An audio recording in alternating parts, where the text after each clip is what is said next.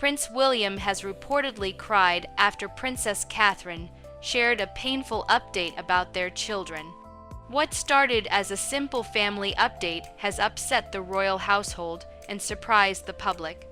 Sources say Catherine's news was so personal and tragic that even William, who usually stays composed, couldn't hold back his tears. So, what caused this sadness in the royal family? Let's look at the details. A mother's cry beneath the palace gates. That morning, outside Kensington Palace, it felt tense. The air was thick and still, as if something was about to happen. Even the pigeons, usually hopping around, seemed nervous and stayed low. Reporters who had been waiting for days leaned in, whispering as the doors opened. Then Catherine stepped out. She was alone without her team or security. She didn't seem poised like usual. Instead, she looked determined. The polished duchess we often see was gone. This was a woman who seemed raw and intense, ready to stand her ground. As she walked toward the microphones, her hands shook a little, not from nerves, but from the weight of what she was about to say. Years of being the perfect mother and wife crumbled away. Today, she was not trying to keep that image. She was tearing it down. Behind her, the gray stone of Kensington loomed, making the moment feel serious. The nursery windows, once filled with children's laughter, were now quiet, as if they knew the fairy tale was falling apart. The public loved the image of the royal family, complete with their perfect smiles and staged moments. But Catherine's voice carried the weight of something more profound.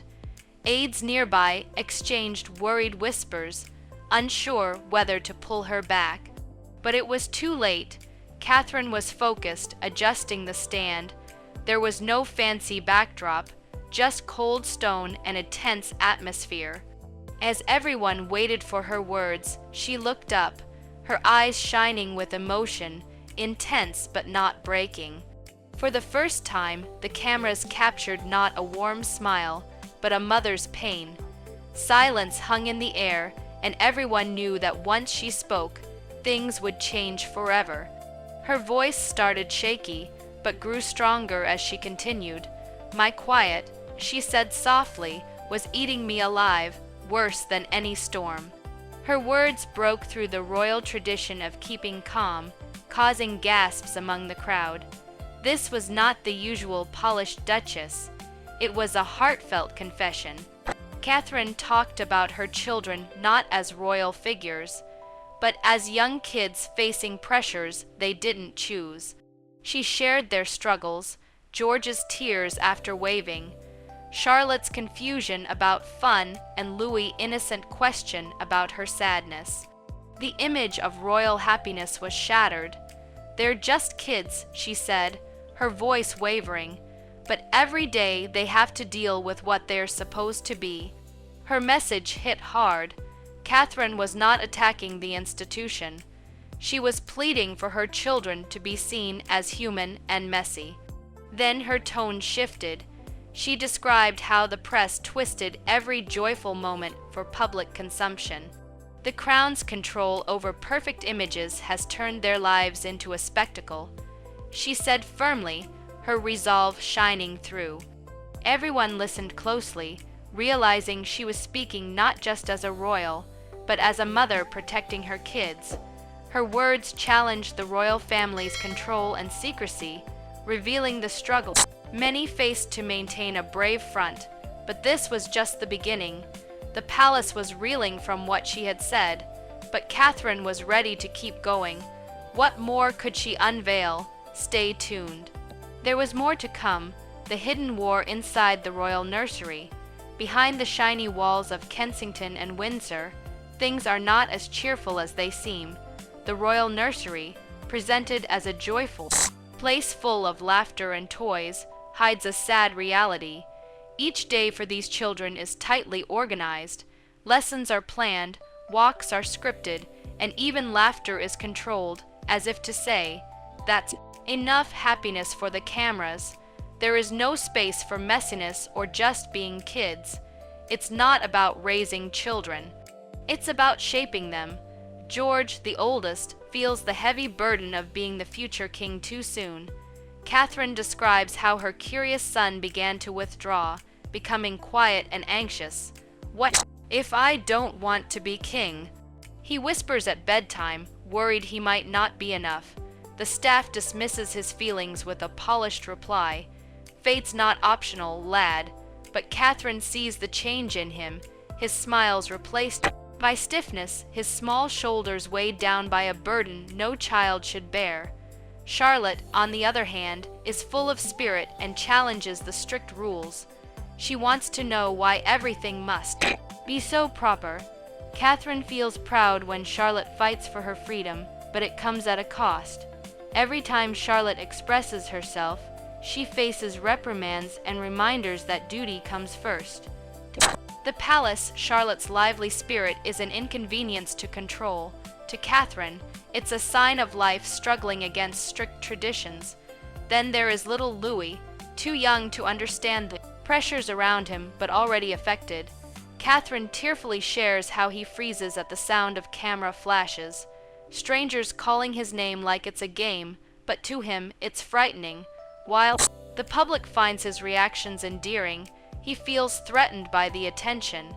Even his innocent world is not safe from outside scrutiny. As Catherine shares these experiences, her pain becomes clear. She once believed the challenges would get easier, thinking that's just the royal way. But as silence filled their home instead of laughter, she saw it was more than just pressure. It was a system training them to perform, one that discouraged showing emotion. What she revealed next was even more unsettling, the discipline that looked like care. Her children learned to hide their tears and calm their fears, seeing vulnerability as a sign of weakness. They got praised for their composure, but were reprimanded for being real. "They're not learning to lead," she said, her voice shaking with emotion. "They're learning to act." This statement hit hard. Childhood was not a time of joy. It was a dry rehearsal for the spotlight. Catherine's tone grew fierce as she explained how the palace controlled her role as a mother. Take a step back, let them toughen up alone. This cold attitude had harmed royals before, leaving them to wear crowns while suffering inside. Her voice broke as she said, "No mother should be told that love is a hazard." Even William, caught in this system, was nudged to put duty over love, forced to keep his affection at a distance. He adores them. She insisted, but he's learned to keep that distance. The weight of her words was heavy, recalling another time, another mother, and another painful loss. Though she didn't say Diana's name, her presence was deeply felt. Catherine's fierce defense of her children echoed the spirit of the people's princess, who also fought against a system that sought to control her. Around the world, it felt like history repeating itself. Catherine carrying on Diana's fight for authenticity in a rigid household. People applauded her bravery, but inside the palace, the mood turned serious. Behind those grand doors, the future king faced his own hidden pain. This struggle could leave William vulnerable, a moment that might expose what the crown has tried to ignore. Hang on tight. Prince William's breaking point. For Prince William, that day felt like a reminder of his past. Catherine's voice, shaky and raw, echoed through Kensington, refusing to fade. Her words broke through his royal facade, leaving him uncertain of where he fit. He felt proud of her courage, but it also hurt because she reflected his own struggles. He, the man prepared to uphold the monarchy, felt torn between his duty to the institution and his love for his family. In his quiet room, time seemed to slow down. Outside, there was chaos. Phones rang, aides hurried, and security personnel spoke urgently into their earpieces, but William sat still, watching Catherine's speech play over and over. Each word weighed heavily. Her fierce face reminded him of his mother, making it hard to breathe. The same defiance Diana had shown now burned in Catherine, and that scared him because he knew the cost of challenging royal traditions. Panic rippled through the hallways. Officials and advisors rushed around, speaking urgently. They wanted a strong response to control the story, but behind their smooth words was an old plan: silence her, confuse the message, and make it go away. They aimed to cover up the truth. William, however, longed for honesty. He couldn't find the words. Every response they suggested, denial, deflection, pretending everything was fine, felt like betrayal. Advisors pushed him, claiming his silence was damaging, threatening the royal image, but he drowned them out, hearing his mother's voice in his head. Choose the truth over appearances always. It will hurt, but it's the only way. This realization struck him hard. He had spent years hiding the pain from his mother's last fight. The desperate look in her eyes as she tried to protect him and Harry from a family that didn't truly support them. He remembered the forced smiles from people in suits telling her to keep it together, and the loneliness she faced when she wouldn't conform. Now Catherine stood alone and brave in the storm, and they expected him to silence her as they had silenced Diana. The wall he had built inside broke. After the advisors left, William leaned forward, cradling his face in his hands, tears streaming down. It wasn't only about Catherine's pain. It was everything he had buried. His mother's light gone, the heavy duty he carried, and the harsh way love becomes a burden behind closed doors. He thought about his own children, George, Charlotte, and Louis. 3 small lights already dimmed by the same pressure that had extinguished their grandmother's spark. The thought hurt deeply. Whatever it takes, he whispered to the empty room, his voice shaky. I'll keep them safe. This wasn't just royal duty. It was a father's desperate promise. He knew this decision would change him, impact his reputation and role. But something had shifted in him. The boy who had watched his mother fade had finally found his purpose to protect his family's peace. This choice sparked a new challenge. It was not just him against her. It was him against the royal expectations. He had to hold on tight. King Charles's order and the Catherine effect. When Catherine spoke at Buckingham Palace that afternoon, everyone held their breath. The corridors went quiet, and the chandeliers cast long, shaky shadows, as if sensing a significant change was coming. For Charles, this wasn't just a heartfelt message from a mother. It was a challenge to the throne. After facing leaks, betrayals, and family disputes for decades, this struck him personally. Camilla was furious. To her, Kate's raw plea was not bravery. It felt like a clever way to turn public opinion against the system that bestowed the title of Duchess on her. Using mom mode as a weapon, she reportedly said, her voice tense. What hurt her most was the sudden change in sympathy from keeping a stiff upper lip to poor thing. Camilla had suffered through hate mail and criticism to earn her place. Now, one emotional moment from Kate made her the hero. It felt like a blow to her gut. Behind closed doors, tensions rose.